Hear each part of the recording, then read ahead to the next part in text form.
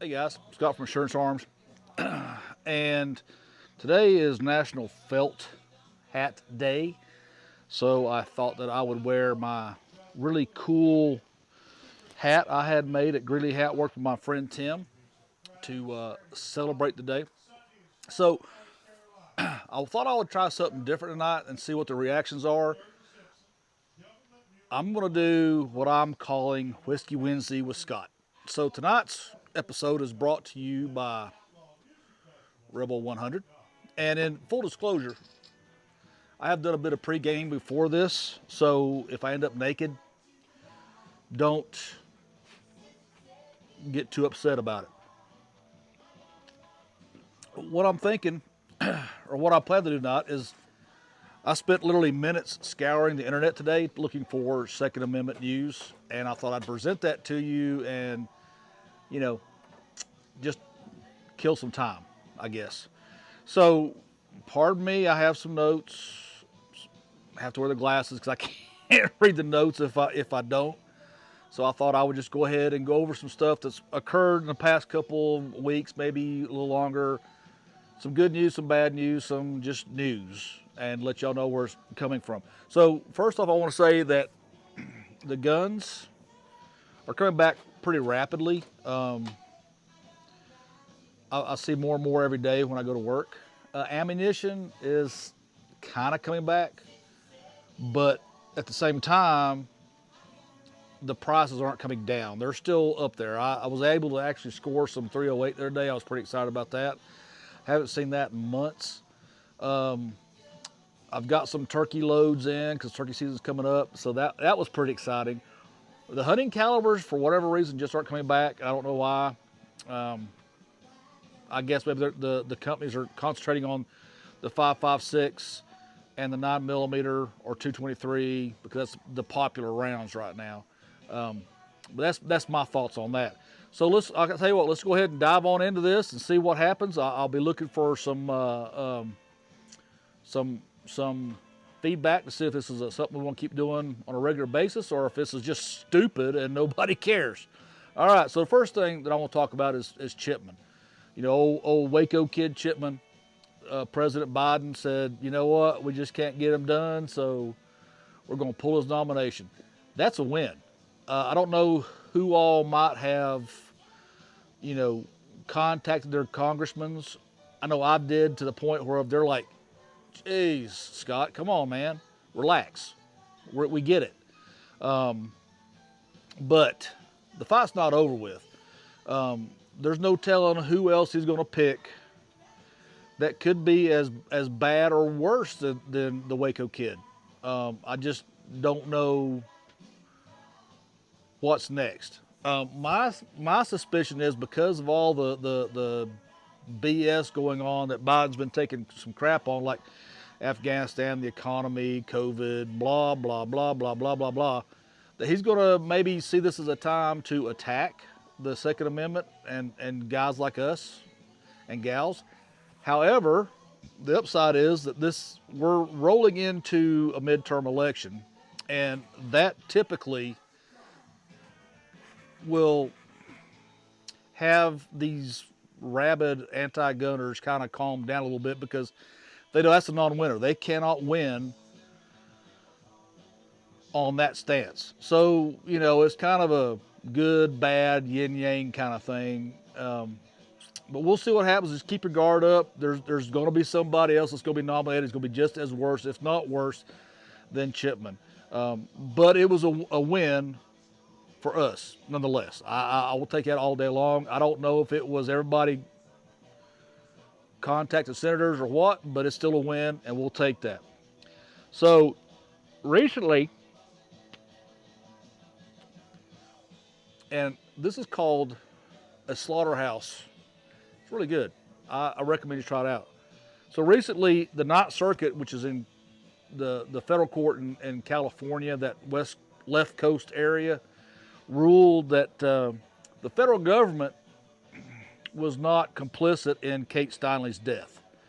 However you feel about that doesn't matter. But what the point is, this might be some good news for firearms manufacturers in that, well, let me give you just a quick quote here. We conclude that the connection between storage of the pistol and murder is so remote.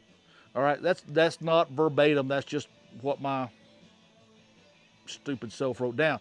But what it's saying is between the federal employee's gun getting stolen out of a backpack and this illegal alien finding the gun and then shooting the gun and killing Kate Steinle, the government is removed from that. There's no way that could have ever, they could have stopped it, is what I'm saying. So this might be a win for some of these BS cases against gun manufacturers.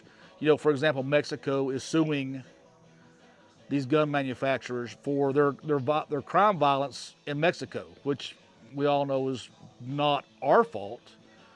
It'd be the Mexican government's fault. So this might be a win down the road, not right now. I mean, I get the Steinle's family's upset with the government. I understand that, and I'm upset with the government. But at the same time, this may be something that works against the federal government or against people bringing cases against gun makers, which is a good thing. I mean, you know, you can't hold Ford responsible for somebody gets out and drives drunk and kills somebody. That's just not how it works. It's the person. The person commits the crime, not Ford.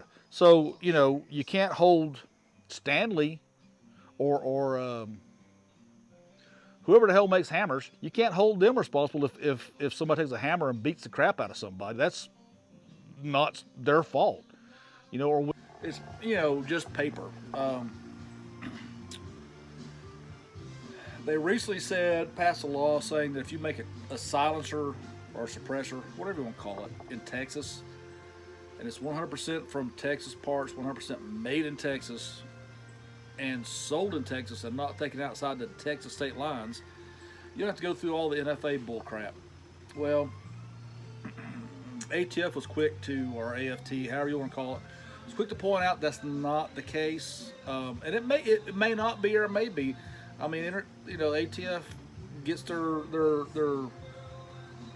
jurisdiction through interstate travel, interstate commerce. So, you know, if there's no interstate commerce involved, if I'm living in Pig's Knuckle, Texas, and I buy a silencer made in Dallas, and I never leave Texas, I've not really, according to Texas, committed a crime. Now, do I want to be that first guy, that guy that gets arrested to test this? No, I don't want to be that guy. But, you know, at some point somebody will be, and you know, maybe it'll be good. I mean, maybe it'll end up getting to the Supremes, and Supremes saying, yeah, you know what, it's made in Texas and it stays in Texas and never leaves the state. It's not an NFA item. That would be huge, in my opinion. Will it get there? I don't know. Maybe. But we'll just stay tuned and see. All right, let's see what we got next. Mississippi. There's another cool little state. Gambling, whatever you want in Mississippi. They just recently, I think in August, I think it was, had a Second Amendment holiday. Basically, if you bought a gun and whatever date it was in August, there was no taxes on it. That's cool. I wish more states would do that. Like when some states would have a back to school tax exempt weekend, you could buy your school supplies, clothes, whatever, and it was no taxes involved. That was great. We abused that every year while our kids were coming up. And then I think it was Cooper, old Roy, screwed that up again as usual, because you know there's money to be made in taxes, so they have to make their money. Anyway, Mississippi did that. I think it's a great idea. I wish North Carolina would do that, but it won't happen under this current regime in Raleigh. But I'd like to see more states doing that as well. And let's see here. Oh, Trailblazer Firearms. They're made just down the road in Fletcher. I mean, you're talking an easy drive from my house to their facility, are making a new. It's called a Pac 9. It's a rifle, and it's genius. It just, instead of putting the barrel on the receiver, it just spins around. So you just pull it out of whatever, and just spin it around, and it locks down, and you're ready to go. Now, I don't have a lot of details of this thing. I would hope they use the Glock magazines, because, I mean, let's face it, pretty much everybody has a Glock magazine somewhere. Much like Marlin did with Not their, Marlin, takedown but from Ruger. PC9, which is a really cool gun if you ever get a chance to play with one. It breaks down at the barrel of the receiver. It takes the Ruger mags or the Glock mags. It takes about 2 seconds to change out the mag well to accept Glock mags. It's a really neat firearm. This Trailblazer Firearms Pac 9 looks really cool. I mean, it's kind of futuristic looking. You know, they make those little life cards, those 22 Magnum life cards. They're really cool looking, but not a practical purpose. This Pac 9 seems to have a practical purpose, so maybe I can get my hands on one here. Trailblazer, if you're watching, maybe you can run down the road and hand your brother one, and we can shoot it and see what it's all about. I would like to, and I'll try to get my hands on one to do that. FN, they never cease to amaze me. I'm a huge FN fan. I love their handguns. I've owned a couple of them. Their machine guns have defended America for, I don't know, 20 years, I guess.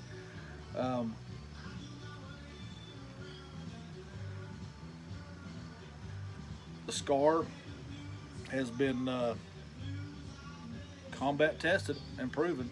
They've made some improvements to that. They've put a non-reciprocating charging handle in there, which is great.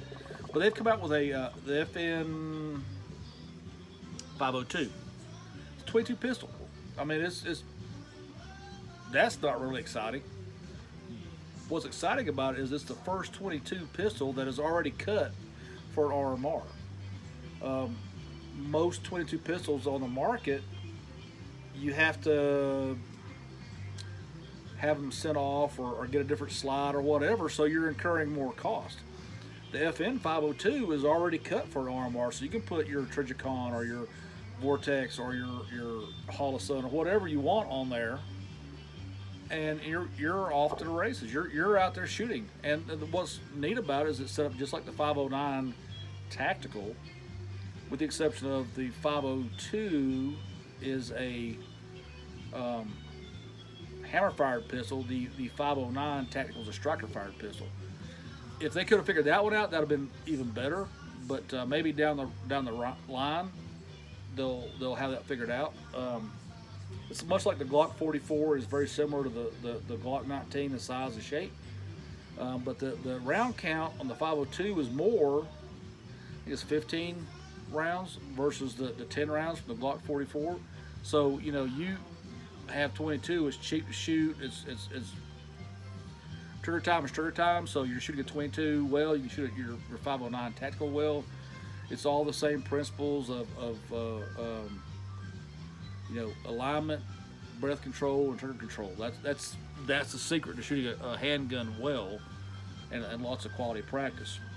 So another thing I want to talk about is a lot of guys put their handguns and their guns on Facebook and Instagram, on social media, and I'm not a huge fan of that from a police standpoint, because it doesn't take much for me as a crook to figure out where Joe Citizen lives at. I mean, it's really not that hard.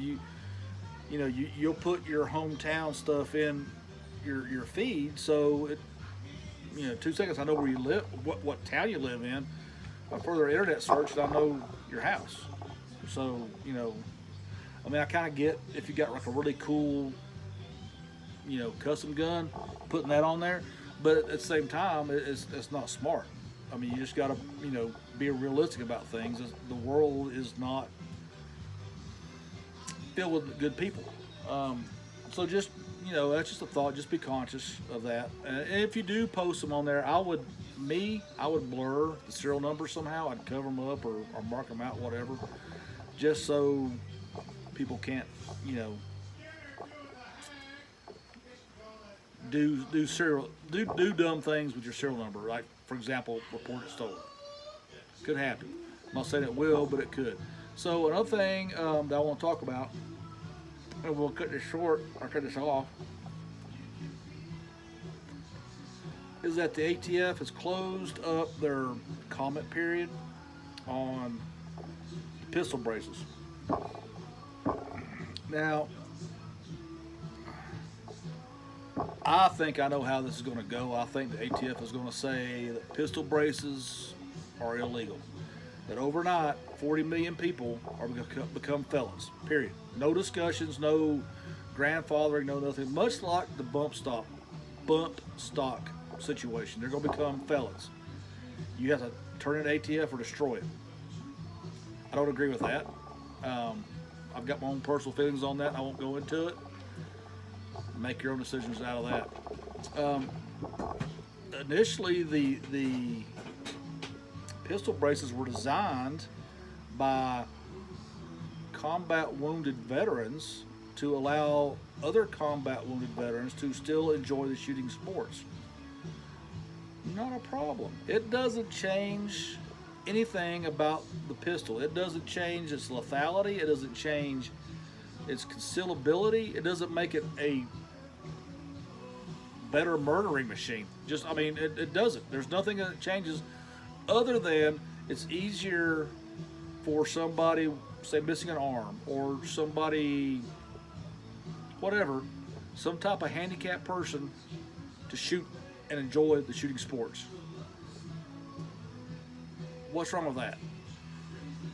If I were a veteran, let me rephrase that. If I was a wounded veteran, I would be contacting a lawyer to talk about the Americans with Disabilities Act. I would think that this would fall under that act. You're depriving me of my right to self-defense. There's like this crispy 11B or 11B crispy, and then there's a guy, Nub Gunner, on Instagram.